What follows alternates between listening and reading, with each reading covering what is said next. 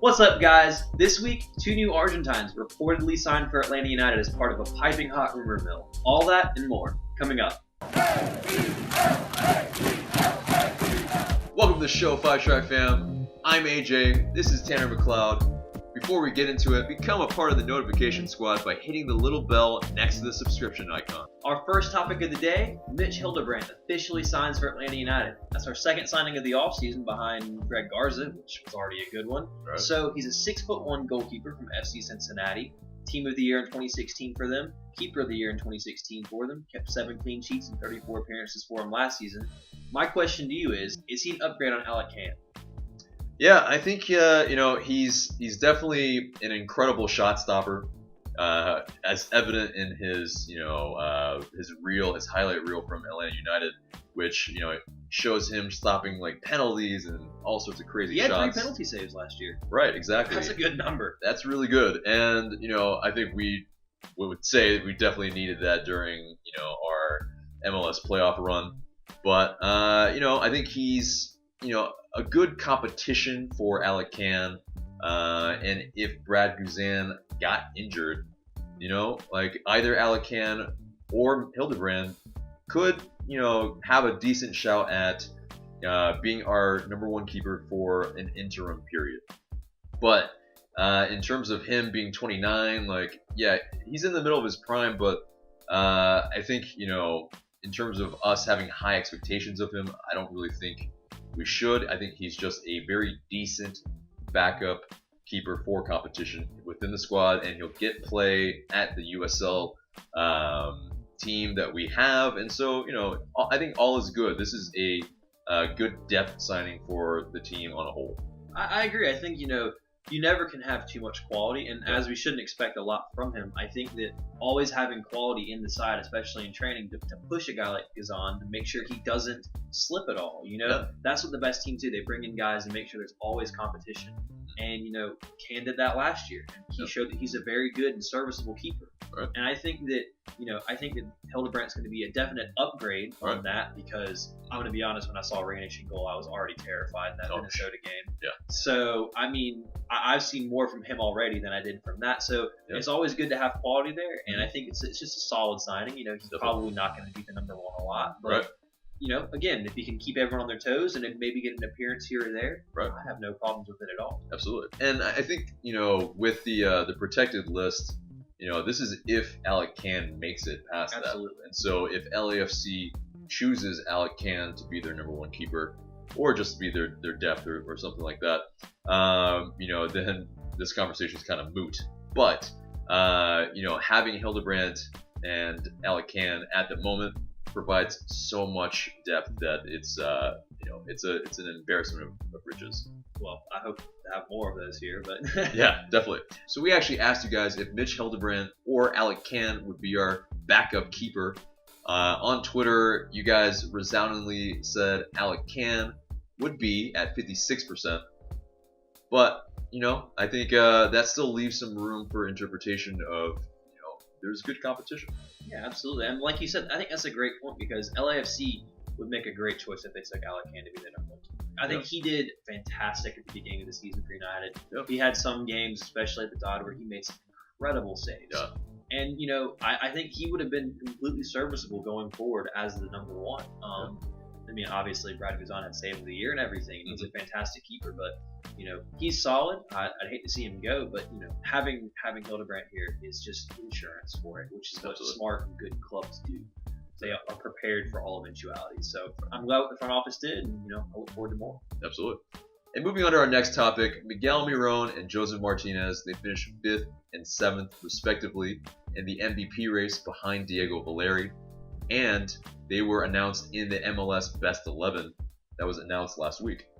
So, obviously great honors for our two incredible stars. Do you think 5th and 7th was too low for them, or just right? I think it's probably about just right.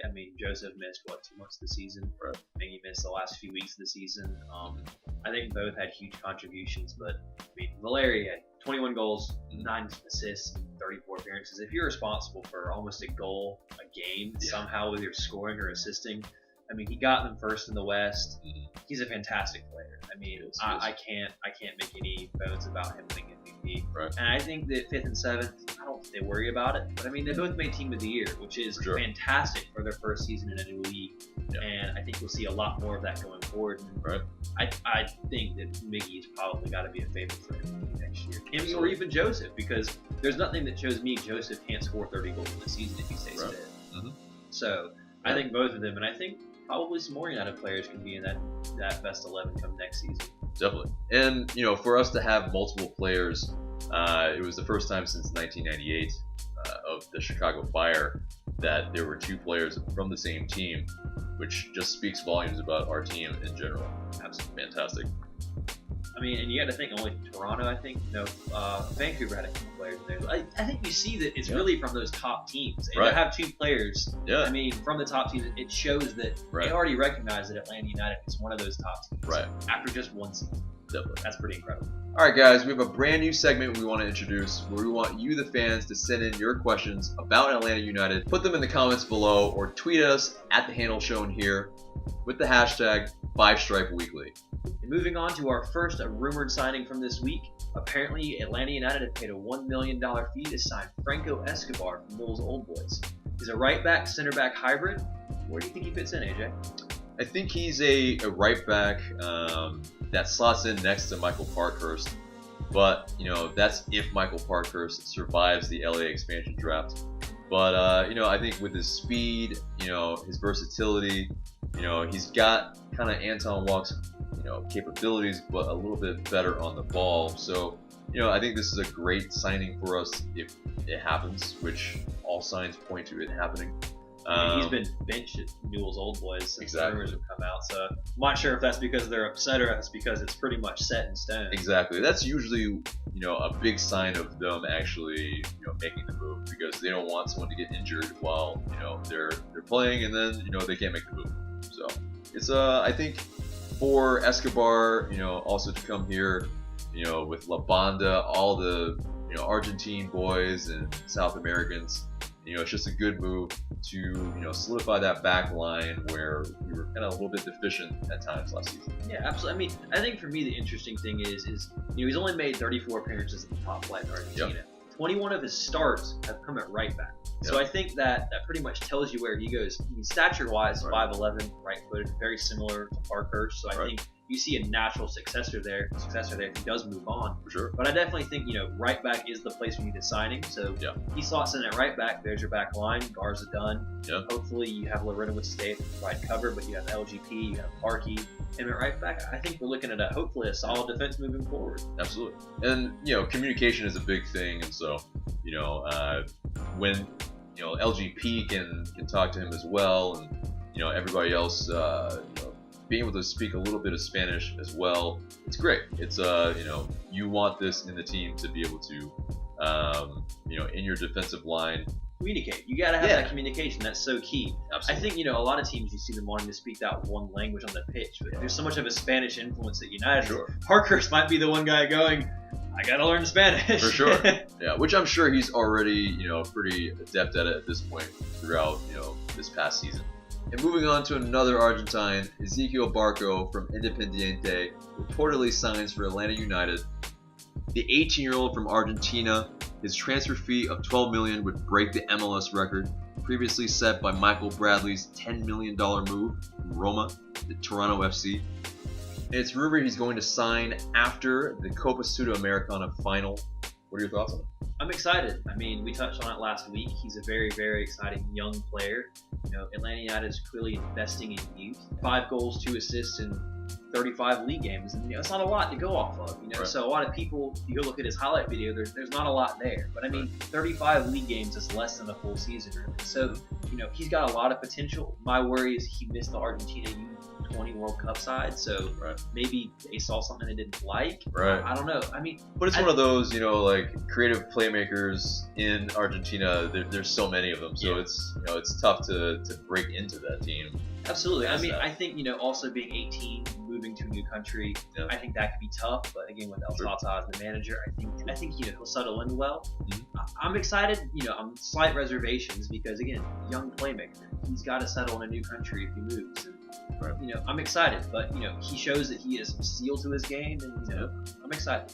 And speaking of steel, he took the penalty in the Copa Sudamericana semifinal for Independiente. The fact that they, had him take it, that just speaks volumes on, he's got, some stones on him, man. Like, to be able to be the guy, and he made it. Yeah, I mean, that takes a lot of confidence as an 18-year-old to step up in the second biggest competition in South America. Absolutely. To take the penalty to send your team to the final. Yeah. So if he has the stones to do that, then that's good, because we need people to take penalties in the playoffs in MLS. For sure. So if he's good at that, we'll take that. Absolutely. All day. We'll take that all day. In our last part of the show, we're introducing another new segment called The Question of the Day. And so our question is, what position will Barco play? Leave us your thoughts in the comments below.